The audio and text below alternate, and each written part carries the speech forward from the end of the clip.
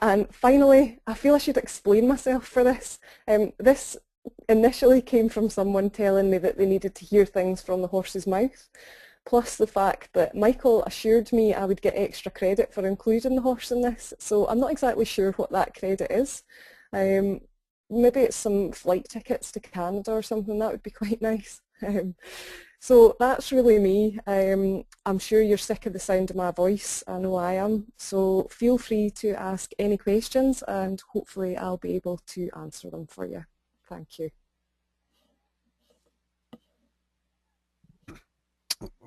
Thank you so much, Kirsten. We've got a few people on the line here, so okay. Let's open it up to questions. And Christine is here as well. I think you can see more on your screen than I can, Christine. So don't be shy. An excellent chance to ask questions. So if you have any questions, please put them in the question box and I can read them out, or open up your mic for Kirsten or Michael. Or raise your hand and I can open up the mic.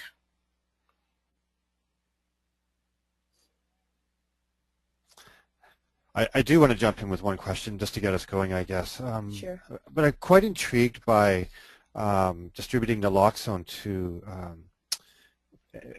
prisoners exiting the system. So how does that happen? Is that actually inside the prison or just once on the other side of the wall, so to speak? Yeah, what generally tends to happen is people will access the training, will be identified when they come into prison as somebody who has a history of opiate use, and they'll be offered naloxone training at that stage, and they will be approached throughout their stay to complete the naloxone training. So they'll do the training whilst they're in. Once they've done the training, the take-home naloxone kit gets put in their personal belongings so that when they leave, it's already there with all their stuff, so they get it when they leave. That's super. Super. And then is the other aspects, I think it's more of the peer program. You do a sort of a half-day training on sort of narcotics, I guess, and then more training on naloxone. It looks quite extensive in Toronto, and I think for most of the programs that exist here in Ontario, all three of them, it's about a 20 to 30 minute type training, and then the participant walks away with an naloxone kit. So what kind of stuff are you covering in that amount of time? Yeah, that's probably, I've not explained that properly then, because that training I was talking about was training for trainers.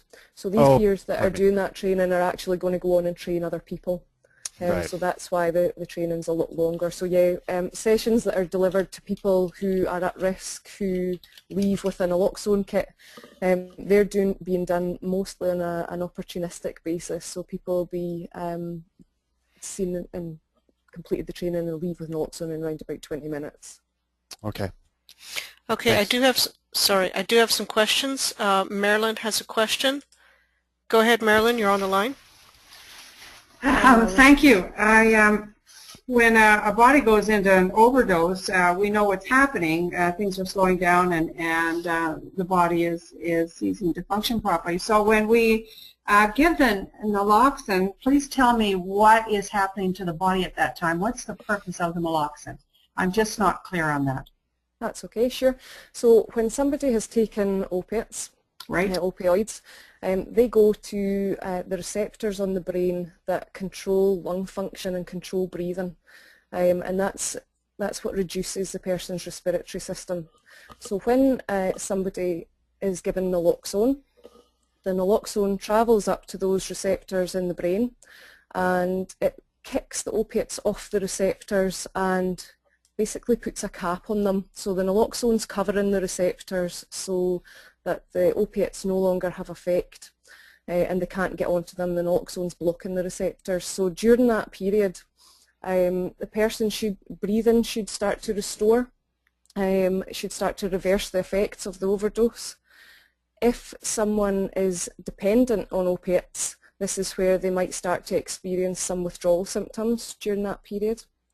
Now, it's important to recognise that naloxone is short-acting, so the naloxone will only stay in that person's system for about 20 to 30 minutes, maybe as far up to 40 minutes, but we say 20 to 30 minutes. After that period, the naloxone wears off and the opiates will go back onto the receptors, the person's then at risk of going into an overdose again, although it's unlikely, unless they've used further opiates during the period where they had the naloxone on board. Does that make sense? I'm sorry, go ahead, Marilyn.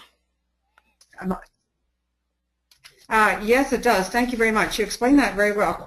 Another question, if I may. Sure. After someone uses the kit, is there a way to follow up with them to see if some type of intervention can be done? Is it registered someplace?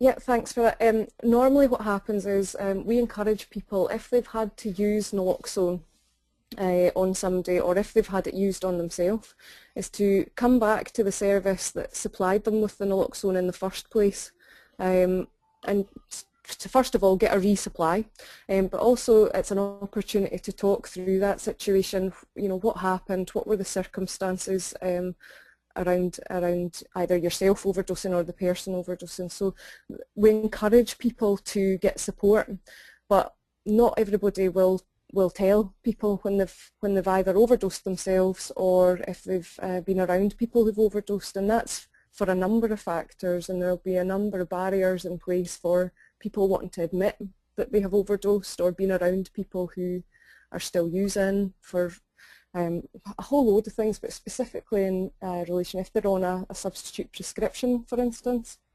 There may be some concerns that if the service that's supplying them with that prescription knows that they have overdosed, would there be implications about losing that prescription then? I know I'm kind of waffling there. Right. No, I understand all of that. I'm at work in the addiction field, so I certainly appreciate what you're saying. Are there any successes, though, from utilizing it? It's wonderful that lives are being saved. I think that's wonderful. But how do we know that they're not turning around and overdosing the next week? Yeah, well, we don't, but I think the thing is, naloxone should be seen as an addition to basic life support. Naloxone is not, should not be seen as a standalone thing. You know, there's all the overdose prevention and the basic life support that can be provided to somebody in an overdose situation. If naloxone is there and it can reverse an overdose prior to the emergency services arriving, then that's great. I think a number of people won't also call emergency services, although it's something that we do continue to encourage here too. So I think everybody should be offered the opportunity of having naloxone available, and I appreciate you getting that as well and supportive of it. But what I don't know what I'm trying to say there. I've went off on a track, but I suppose naloxone is not the only thing that's going to help reduce drug-related deaths, but it's certainly something that will be that should be afforded to everybody. Right. Thank you very much. That answers my question. Thank you. Thanks very much. Okay, Betty Lou has a question. I'll unmute you. Betty Lou, go ahead. I was just wondering how much that stigma plays a divisive role both for professional uptake and community understanding and uptake for naloxone. Thank you. Yeah, I think it's a great point to raise, because I do feel that stigma does still play a massive role. We still have a lot of resistance from some people about take-home naloxone being supplied to people who are at risk of opiate overdose. There's still people who raise the question about, if you supply someone with naloxone, is that a safety net? Does that mean that it gives them a kind of free rein to go away and use more drugs, knowing that they have naloxone there? But we need to remember that naloxone is only effective if somebody else uses it on the person. So I think stigma does play a big part. I think it's been difficult for family members over here to access naloxone as freely because they need consent from the person who's at risk. So there's still that barrier to overcome. But do agree with you there. I think that stigma does play a bit of a role, but certainly in Scotland we have support of the Scottish Government to roll out this programme nationally, and that seems to have been a big help. Just as an example, I worked in an area in Scotland, a smaller area, actually in the Scottish borders, and we had supplied a lot of naloxone kits. And some of the publicity around that was in the papers from one of the members of the Conservative Party, in the government, who had basically said that why are we supplying so many naloxone kits? We should not be supplying all these naloxone kits. And rather than this being seen as a success and an achievement, there was still that bit about why are we supplying so many naloxone kits to people to give them this safety net. And I suppose there was a bit of resistance about it then too. Well, thanks very much. That brings up a really interesting point as well. I personally am a bereaved mother who lost my son to OxyContin, and I do work as an advocate with other bereaved parents. So I know how many parents are finding their kids dead in their bed.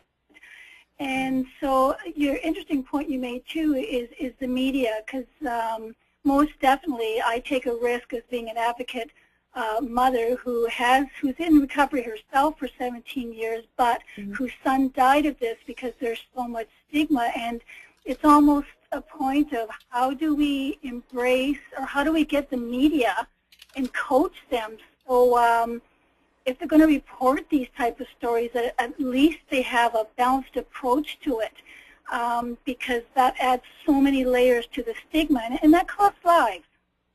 Yeah, absolutely, and thanks very much for sharing that, and I'm really sorry to hear about your loss.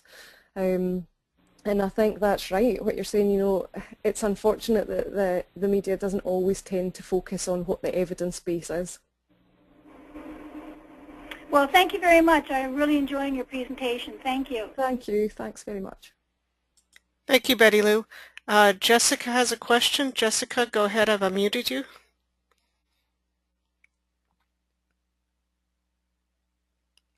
Go ahead, Jessica. She doesn't have a microphone, sorry. How easy was it to get Scottish Government and National Prison Services on board with this? They were actually very supportive of the programme. I mean, it was the National Forum on Drug-Related Death who made a specific recommendation about the Scottish Prison Services to the Scottish Government. And they were actually very supportive of it and continue to be, so we've been very lucky in that respect. I suppose one of the things at the moment is the Scottish Prison Service went through a bit of a change, because first the addiction services were managed by Scottish Prison Service staff. However, they've now transferred over to the National Health Service, so that's been a significant changeover, which has just happened in the last year or so. So it's some of the naloxone supplies haven't been huge from the prison, so it's definitely an area of work for the next year to try and increase the supplies that are being made to people on liberation.